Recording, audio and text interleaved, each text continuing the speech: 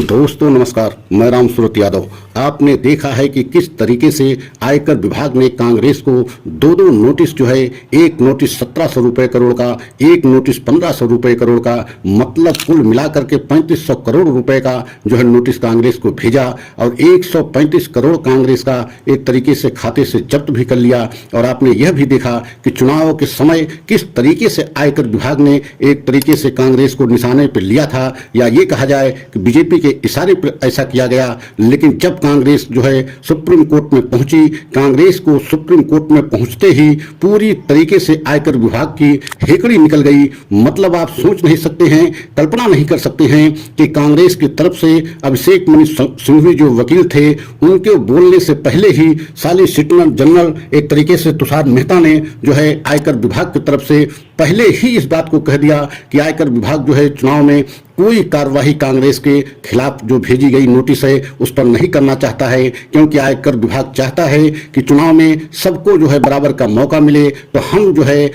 Supreme court में bench के सामने ये कहना चाहते हैं कि चुनाव तक जो है जो नोटिस हम भेजे हैं उसमें किसी भी तरह के कोई दंडात्मक या कोई कार्यवाही हम नहीं करेंगे। और इस बात को सुन करके पूरी तरीके से जो है कांग्रेस के वकील अभिषेक मनु सिंघवी स्तंभ रह गए और उन्होंने बेंच के सामने, जस्टिस के सामने भी कहा कि हमने इनकी बातों को सुन करके एकदम चकित रह गए कि बताइए इन्होंने किस तरीके से यहाँ दयावान की भूमिका निभाई और दयालु बन करके स्वयं इस बात को कह रहे हैं कि हम कोई कार्यवाही नहीं करना चाहते। तो आपने दो नोटिस 1700 रुपए की, 1700 करोड़ रुपए की और 1500 करोड़ रुपए की क्यों आपने भेजा? तो आप सोच सकते हैं कि किस तरीके से मतलब सुप्रीम कोर्ट पहुंचते ही जो है आयकर विभाग की पूरी हेकड़ी निकल गई। और आपने यह भी देखा है कि इसी जो है कांग्रेस के खाते को सीज और फ्रीज होने को लेकर के अंतर्राष्ट्रीय स्तर पर भी बहुत जो है दबाव पड़ा है। अमेरिका हो, चाहे जर्मनी हो, चाहे संयुक्त राष्ट्र परिषद यूएन हो,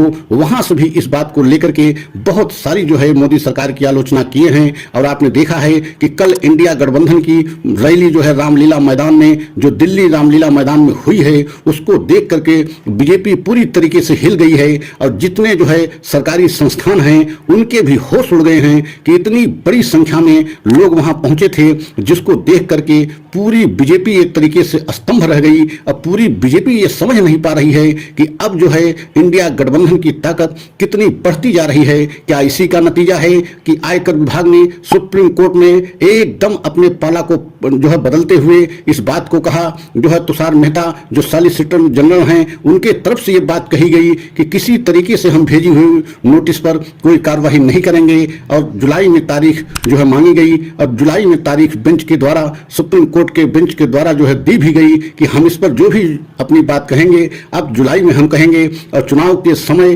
चुनाव के दौरान हम कांग्रेस के किसी भी खाते के खिलाफ या जो नोटिस भेजे हैं उस पर किसी भी प्रकार की कार्रवाई नहीं करेंगे। तो आप समझ सकते हैं कि आयकर विभाग की एक तरीके से ये बहुत बड़ी सुप्रीम कोर्ट में हार मानी जाएगी, क्योंकि जैसे ही सुप्रीम कोर्ट में यह मामला पहुंचा और कांग्रेस की तरफ से ये याचिका दाखिल की गई थी कि हमारे पैसे को पूरी तरीके से आयकर विभाग जो है जब्त करना चाहता है, हम चुनाव प्रचार किसी तरीके से न कर सकें, यही जो है आयकर विभाग की मंशा है। तो जब ये याचिका सुनवाई पर आई और सुनवाई से पहले आयकर विभाग ने पूरी तरीके से हाथ खड़ा कर दिया और आयकर विभाग की तरफ से जो है सॉलिसिटर जनरल की तरफ से ये कहा गया कि जो नोटिस भेजी गई हैं उस पर किसी भी तरीके से आयकर विभाग जो है चुनाव तक कार्रवाई नहीं करेगा। इसका मतलब है कि आयकर विभाग ने सुप्रीम कोर्ट में कांग्रेस के सामने बहुत बड़ी हार मान ली है। और आने वाले समय में इसी तरीके से और बहुत जो है सरकारी संस्थानों को लग रहा है कि जिस तरीके से कांग्रेस के खिलाफ जो है एक्शन लिया जा रहा है वह सही नहीं है। तो आने वाले समय में और विभागों को भी देखना पड़ेगा कि क्या वो भी एक तरीके से किसी के इशारे पे काम कर रहे हैं। अगर हमारा यह वीडियो अच्छा लगा हो तो लाइक, सब्सक्राइब करें, कमेंट के द्वारा अपनी राय अवश्य दें। अगला वीडियो हम पुनः लेकर के आएंगे, तब तक के लिए जय हिंद, जय भारत।